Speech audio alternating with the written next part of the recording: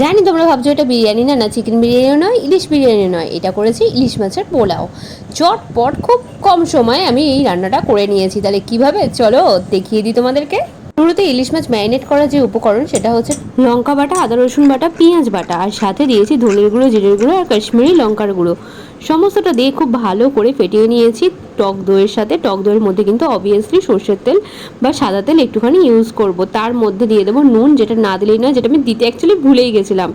এরপর মাছটাকে খুব ভালো করে ম্যারিনেট করেছিলাম 30 মিনিট। আর এদিকে মাটির হাঁড়ির মধ্যে আমি সাদা তেল দিয়ে দিয়েছি। দিয়ে পেঁয়াজটাকে, মানে কিছুটা পেঁয়াজ আমি বেরেস্তার জন্য কেটে রেখেছিলাম, বেরেস্তা ভেজে তুলে রেখে ওই তেলের মধ্যেই, চাইলে তোমরা তেলটা একটু কমিয়ে নিতে পারো, ওই তেলের মধ্যে আমি দিয়ে দিয়েছি ইলিশ মাছটা যেটা ম্যারিনেট করে রেখেছিলাম। এর ওপরে দিয়ে দেবো মোটামুটি 80 থেকে 90% কুকড হয়ে যাওয়া ভাত।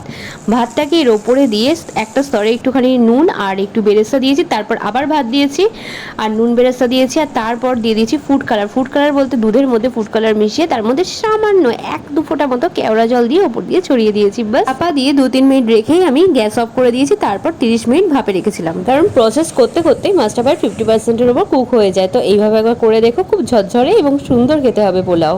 টাটা।